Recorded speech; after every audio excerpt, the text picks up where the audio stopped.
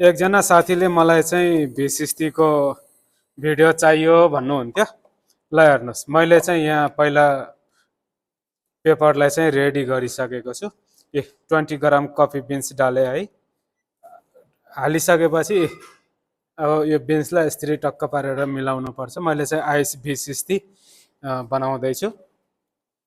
भिसिस्टी बनाउँदाखेरि मैले चाहिँ यहाँ 30 इन हैन 90 को उसमा डिग्रीमा चाहिँ यो अहिले चाहिँ हेर्नुहोस्, यो अटोमेटिक सिस्टम हो।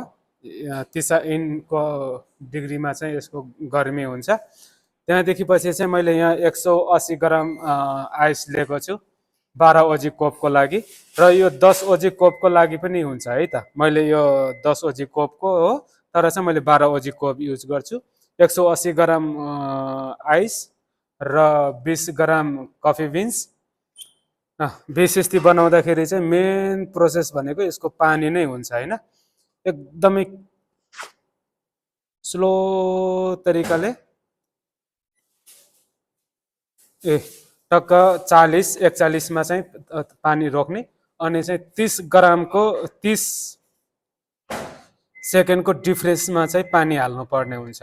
जस्तो मैले अहिले यहाँ 40 ग्राम हाले, 42 ग्राम छ हैन। अब मैले यो टाइमरलाई चाहिँ यो भिसिस्टी बनाउँदाखेरि मेन भनेको टाइमर यसको हेर्नु पर्ने हुन्छ। मेन भनेको यसको टाइमर। अब जस्तो 25 भयो, 26 भयो, 27 भयो, 28 भयो, 29 भयो, 30 भयो। 30 सेकेन्डको फरकमा फेरि मैले पानी चाहिँ हालेको छु। ल हेर्नुहोस्, त्यहाँदेखि पछि चाहिँ 120 ग्राम भयो भनेपछि अनि होल्ड गर्ने, फेरि रोक्ने। ठ्याक्क ल हेर्नुहोस्, अब मैले 45 मा रोकेको छु। 45 मा रोकिसकेपछि कतिमा हाल्नु पर्यो भन्दाखेरि 1 मिनेट 15 सेकेन्ड भयो भनेपछि फेरि पानी हाल्ने है त। 30 सेकेन्डको डिफरेन्समा चाहिँ हमेसा पानी यसरी भिसिस्टी बनाउँदाखेरि चाहिँ हाल्नु पर्ने हुन्छ। र धेरै साथीहरूले यो पेपरमा पानी हाल्नुहुन्छ, पेपरमा पानी हाल्ने हैन। कफी बिन्सको 20 सेन्टरमा चाहिँ पानी हाल्नु पर्ने हुन्छ। त्यहाँदेखि पछि भिसिस्टी चाहिँ एकदमै राम्रो हुन्छ। यसरी यो पानी हाल्ने भनेको, धेरै फास्ट पनि हाल्नु हुँदैन, धेरै स्लो पनि हाल्नु हुँदैन।